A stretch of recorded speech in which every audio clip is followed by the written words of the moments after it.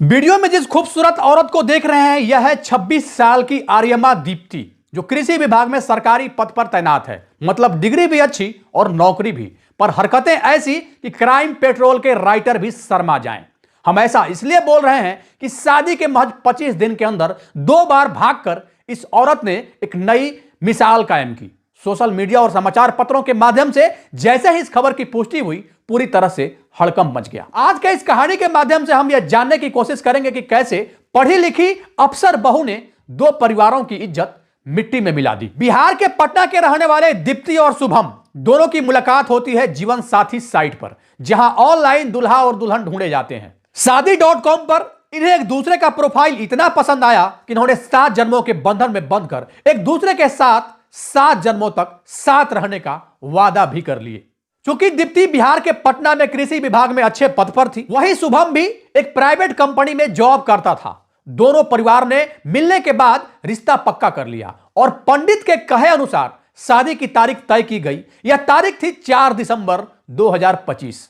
तय तारीख के मुताबिक शादी के कार्ड छपवाए जाते हैं और सभी रिश्तेदारों में वो कार्ड बांट भी दिए गए। फिर आई वह घड़ी जिसका सबको बेसब्री से इंतजार था। 4 दिसंबर की रात मेहमानों के बीच धूमधाम से ढोल नगाड़ों की गूंज में शादी संपन्न हो गई। शादी के बाद दुल्हन का इतना प्यारा स्वभाव था कि सभी परिवार वालों का मन मिल गया। इसके बाद पति पत्नी हनीमून के लिए नेपाल चले जाते हैं।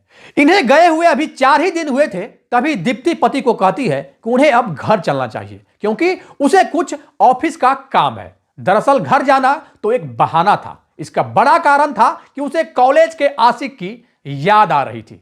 शुभम पत्नी से प्यार करता था, लिहाजा उसके कहे अनुसार वह घर आ गया। 26 दिसंबर 2025 की सुबह पति पत्नी तैयार होकर ऑफिस के लिए निकलते हैं। शुभम सबसे पहले दीप्ति को उसके ऑफिस के बाहर छोड़ता है और फिर अपनी ड्यूटी पर चला जाता है। उसने पति को ड्रॉप करने के बाद यह कहा था कि 5 बजे उसे लेने के लिए वापस वो उसके ऑफिस आएगा और इसके बाद फिर दोनों वहां से साथ घर जाएंगे। शाम को 5 बजे वादे के मुताबिक जब पत्नी को लेने शुभम उसके ऑफिस गया तो उसके पैरों तले जमीन खिसक गई। काम करने वाले अन्य लोगों ने बताया कि दीप्ति तो आज ऑफिस आई ही नहीं है। इसके बाद शुभम ने फोन किया तो दीप्ति का फोन स्विच ऑफ आ रहा था। परेशान और बदहवास हाल में कांपते हुए वह तुरंत घर की तरफ भागा, जहां उसने परिवार वालों को पूरी बात बताई। शुभम के पिता के द्वारा यह सारी जानकारी दीप्ति के मां बाप को दी गई तो वहां से कुछ खास जवाब नहीं आया और न ही दीप्ति के घर वाले को इस बात से कोई ज्यादा फर्क पड़ा। इधर नई बहू का इस तरह से घर से गायब होना शुभम और शुभम के परिवार वालों के लिए बेहद ही ज्यादा चिंता का विषय था। परिवार वालों ने मामले की गंभीरता को समझकर किसी अनहोनी के डर से तुरंत थाने जाने का फैसला कर लिया और इसके बाद गायब हुई नई नवेली बहू को लेकर इस बात की देर रात लिखित शिकायत दर्ज करवाई।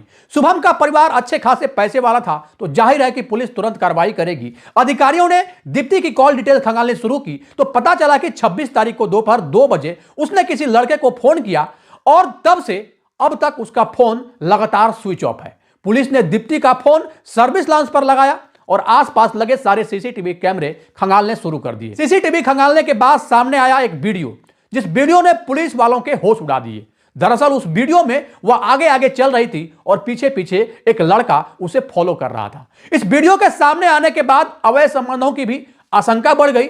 बाकायदा पुलिस ने यह वीडियो परिवार वालों को भी भेजा। 27 तारीख की शाम दीप्ति का फोन अचानक से ऑन होता है। यह लोकेशन थी बिहार का भागलपुर, जो पटना से करीब 250 किलोमीटर दूर है।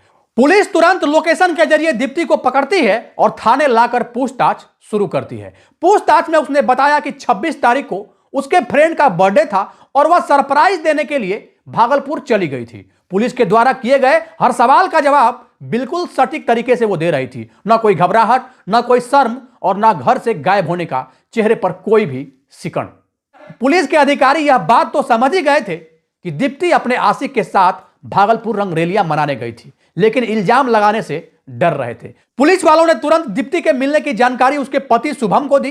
पुलिस वालों ने यह भी बताया कि वह ठीक है और घर आ रही है। एक तरह से देखिए तो मामला अब सुलझ गया था, क्योंकि दीप्ति अपने ससुराल से गायब थी, अपने ऑफिस से गायब थी और वो अब सही सलामत मिल गई थी। रात 7 बजे परिवार फिर से थाने पहुंचता है। इस बार अधिकारी भी हैरान हो गए। परिवार ने बताया कि उनकी बहू थाने से घर ही नहीं पहुंची, पुलिस ने फिर से शिकायत दर्ज की और गुमशुदगी की एक रिपोर्ट फिर से दर्ज कराई गई। चालबाज बहू फिर से गायब हो गई, या यूं कहें कि वह फिर से सबको चकमा दे गई। अब कायदे से देखा जाए तो भागने वाले को भला कौन रोकेगा, लेकिन समाज में हो रही बदनामी और चिंता को देखते हुए शुभम की मां बार बार बेहोश हो रही थी, जिसके चलते उसे स्थानीय हॉस्पिटल में एडमिट करवाया गया।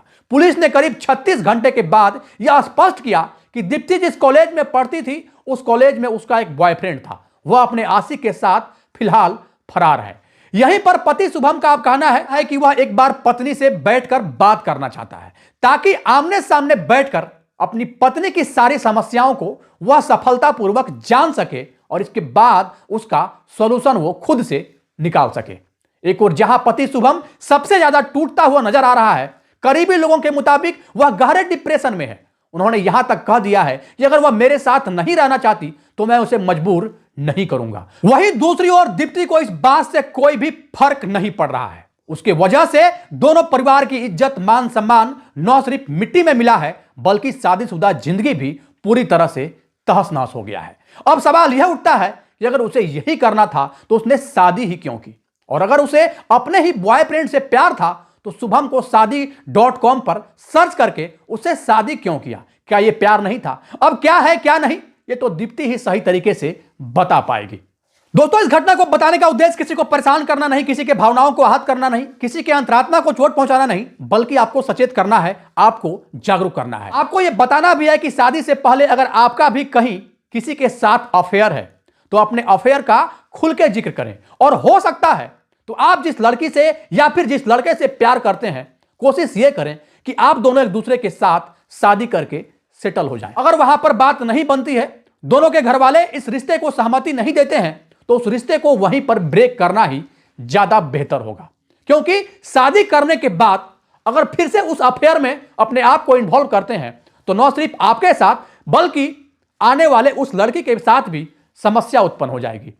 बाकी इस पूरे घटनाक्रम को लेकर आप क्या सोचते हैं, या फिर यूं कहें कि आपकी शुभम और दीप्ति के इस केस पर क्या राय है? अपनी राय निष्पक्षता के साथ कमेंट बॉक्स में जरूर दें। सावधान रहें, सुरक्षित रहें, अपना ख्याल रखें। जय हिंद, जय भारत।